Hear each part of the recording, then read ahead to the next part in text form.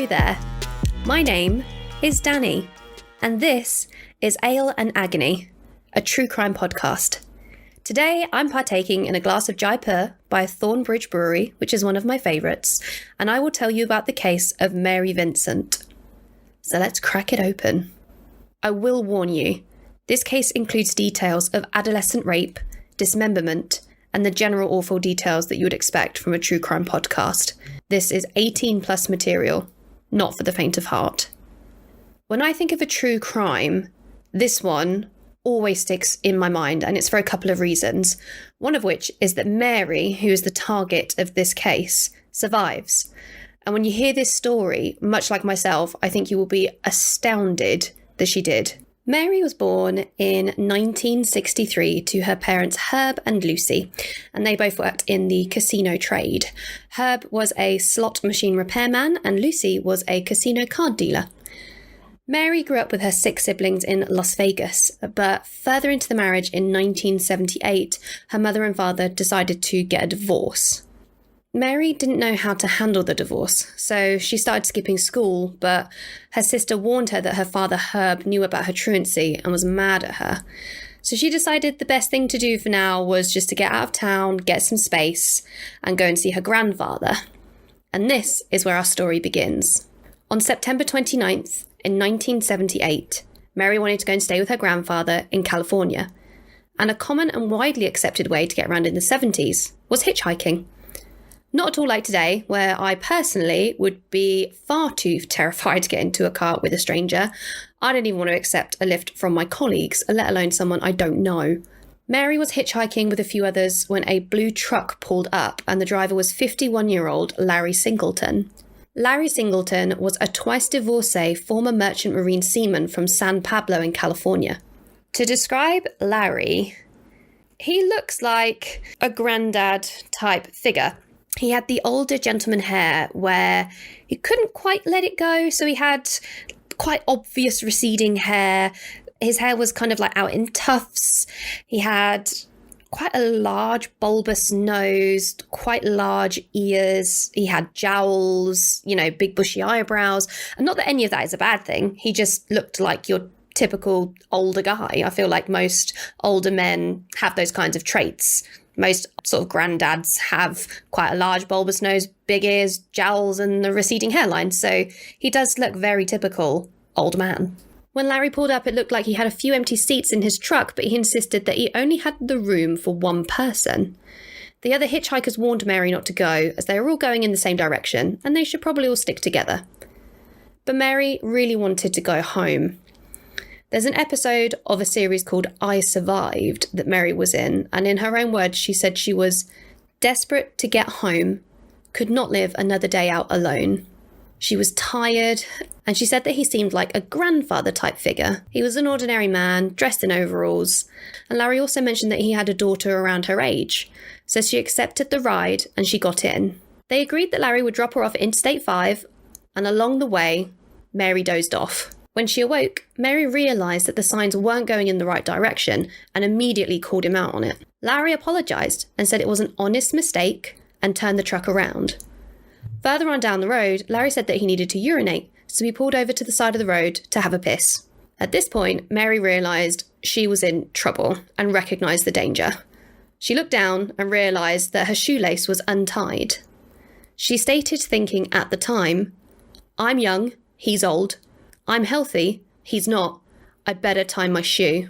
Mary opened the door, swung her legs out to tie her shoelace, when a sledgehammer came down on the back of her head and she blacked out. When Mary regained consciousness, she realised that she was tied up in the back of Larry's van. 51-year-old Larry then proceeded to rape 15-year-old Mary multiple times before falling asleep in the back of the truck.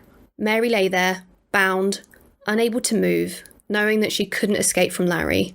She just couldn't get away. And she later said that in that moment, she wanted to die. She just couldn't handle the situation. I mean, who would? She was a 15-year-old who just desperately wanted to get away from her complicated home life and go stay with her grandfather. And now here she finds herself bound in the back of a truck with a 51-year-old man who's brutally assaulted her, with no means of escape. Once Larry woke up, Mary repeatedly asked him to set her free and to let her go, and she promised not to tell anyone about what he had done. But the rapes continued until the following day, and Mary had not slept this entire time. Larry then pulls her from the car. She's naked and bleeding, and he says, "If you want to be set free, I'll set you free."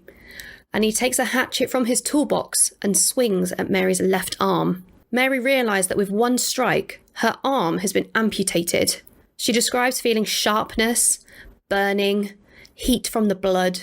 She is aware of everything, and the pain was excruciating. Larry then went on and grabbed her right arm, but Mary knew what was coming and started screaming and kicking, hoping that someone would hear her or that she could stop Larry from his attack.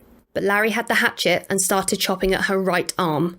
But because Mary was fighting so hard, it took much longer. Mary gripped onto Larry so hard as she continued to fight. But then she was falling. She saw Larry walk away from her whilst flicking his arm. She realised that her hand was still holding on to Larry so tightly, and he was trying to flick her dismembered arm off of him. 15-year-old Mary lay there with both of her arms amputated and decided that the best thing to do right now was probably just to play dead. Larry then grabbed hold of Mary, dragged her supposedly lifeless body for a distance, and then threw Mary off of a 30-foot cliff, breaking multiple ribs. Mary lay there and heard him climb down after her, and he dragged her into a shady spot to conceal her body. The blood loss sent her body into shock, and Mary had no idea where she was or if Larry was waiting for her. She was exhausted. She hadn't slept in days. She'd been hit over the head, raped, mutilated, and thrown off of a bloody cliff. She was cold and she just wanted to fall asleep. But a voice in Mary's mind would not allow her to close her eyes. She knew if she died, that Larry was going to do this to somebody else, and she could not let that happen. And she had to protect all of the other young girls. So Mary sat up and forced her amputated arms into the mud to pack her wounds. She wanted to try and stop the bleeding with the blood. I mean, the determination of this girl is beyond admirable, in my opinion. She then climbed back up the 30-foot cliff with no hands, and by the time she got to the top, it was so dark outside. But she could hear traffic off in the distance, and she walked towards the sound. The first car was a red convertible, a sporty car. She cried out for help, but in her own words, she said, "I have no hands, and I'm covered from head to toe in blood, and I look like someone from a Fright Night movie." So the people in the red car took off. Mary thought she was going to die because no one was going to help her based on how she looked. Side note, how shit would you feel reading about this in the news over the next few days, knowing that you saw this girl and just kept on driving? But in all fairness, can I blame them? Probably not. Could you imagine how terrifying it would be if you're driving along a road in the dark and your headlights pass over a naked, armless girl? I'd be petrified. I don't know if I'd stop, to be honest. I think I don't know what I'd do. Back in the day, I don't think at this point they had mobile phones. They couldn't just call the police, but you can bet your ass that I would be at the nearest petrol station calling the police. However, though, I don't think that happened. I don't think they called anybody. I think they just left, which is quite shitty. Mary kept walking, and the second car was a honeymoon couple who were lost and had missed an exit. And they saw Mary staggering down the road, holding her arms above her head as she was trying to slow the bleeding. They got her wrapped up, and they got her to a phone, and a rescue helicopter came and got her to a local hospital. Mary had lost half the blood in her body. She was hospitalised for 10 days and became stable and was then being fitted for prosthetics. Mary's family didn't know that she was missing until she was found and taken to the hospital. So now we're going to go on to the trial and what led up to it. Whilst in recovery, Mary would go on to help police put together a composite sketch and description of her attacker that was so detailed. Once it was circulated by the police, Larry was recognised by his neighbour, and he was then arrested and put on trial for his attack on Mary Vincent, where she later picked his photo out of a lineup of 6 men in front of a grand jury. When questioned by the police, Larry said that he had picked up multiple hitchhikers that day, including 2 men, one called Pedro and another called Larry. Very creative. He testified in court to this fact, that he had 3 people in his truck and they drove to a bar together and they got high on some weed that Mary provided. And he then told the court that Mary was a, quote, $10 a night whore, and she had accepted money from all three men for sex. And after this rampant sexual activity, Larry went to sleep. And then when he woke up, Mary just wasn't anywhere to be seen. However, the police went on to search Larry's property, and Mary's cigarette butt was found on his property, along with her clothes, which he had tried to burn. So 6 months later, in 1979, Mary would go on to give evidence to the court, whilst Larry sat only 15 feet away from her. And this is the first time that she's seen him since her attack. And I cannot imagine what she would be going through.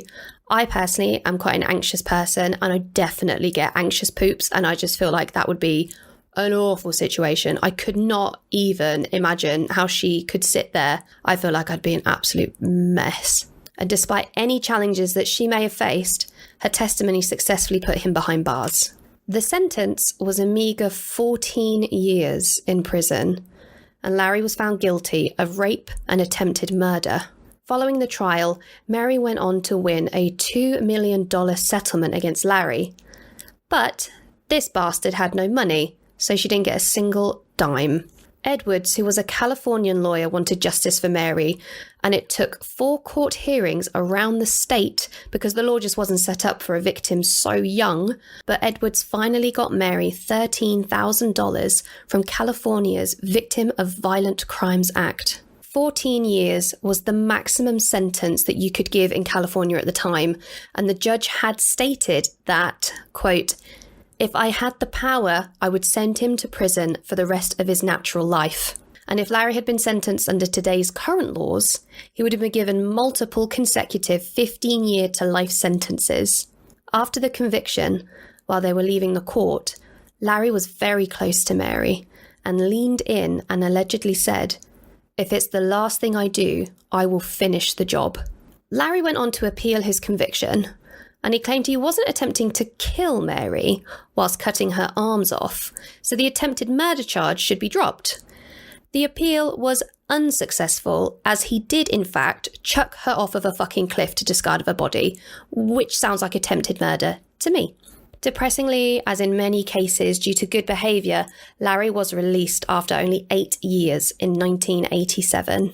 Mary was now in her mid-20s and fearing for her life after the comments Larry made to her all those years ago. As the state tried to locate him to new grounds for his 12-month probation period, outraged Californian communities refused to accept him. They protested, they rioted, and they stormed the streets, screaming their rejection for this monster, refusing to allow him into their communities. So the authorities ended up housing him in a mobile home on the grounds of San Quentin Prison until his parole was up the following year. 9 years later, in January 1997, Larry was found in his car by his neighbour after he tried to commit suicide, but he survived.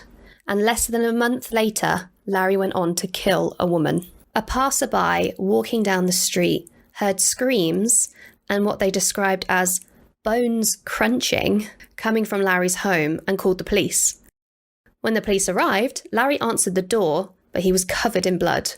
And when they peeked down the hallway, they would see Roxanne Hayes laying naked and covered in blood as she had been killed by being stabbed multiple times in the head. Roxanne was a sex worker, and Larry bragged to the police that she was the 3rd woman that he had slept with that day. And I mean, you'll see the pictures of him when we upload it, but goddamn, Mary came back to face Larry once more to give evidence against him in his trial for the murder of Roxanne Hayes. She felt guilt. She survived and pushed through everything that had happened to her to ensure this man was caught and no other woman would be hurt by him. And the sentence this time was the death penalty. But fucking Larry decided that dying of cancer in prison was going to happen instead. Mary felt no relief from the sentence. She wanted to understand how he could do this, and she's now left with no answers. However, there was new legislation, which is the 1987 Singleton Bill, which has passed, and it stated that any offender convicted of a crime, including torture, carried a minimum sentence of 25 years, along with no possibility of early release. So that's it for Larry. he's no longer around. But what about Mary? So as I said at the beginning of this episode, at the time, 15-year-old Mary loved to dance and was naturally talented. And she'd performed in Vegas, Hawaii, and Australia. But Mary's dreams of being a dancer were taken away from her. They had to take some muscles from her leg to help reconstruct her right arm, which meant she could no longer dance. Mary has wanted to stay away from the spotlight and understandably wants a private life. So it's quite difficult to know exactly what she's up to now. However, what I could find was that Mary is now an artist and it has helped her mental health immensely, and she credits God and her 2 sons who keep her going. And that is the story of Mary Vincent, an incredibly strong-willed and resilient woman. And I will make sure that I post a photo of her paintings on the Instagram page along with other photos from this case. You can find updates about new episodes over on Twitter and Instagram, and both pages are under as Ale and Agony. I may have jumped the gun, but I've also set up a £1 donation level over on Patreon, also under Ale and Agony. So if you have some spare cash, throw it at me. As this is the very first episode, I would be super grateful for any feedback and maybe some cheeky reviews over on Apple Podcasts. Thank you so much for spending this time with me, and well done on getting through to the end. And I hope to catch you on the next episode. Goodbye, my friends.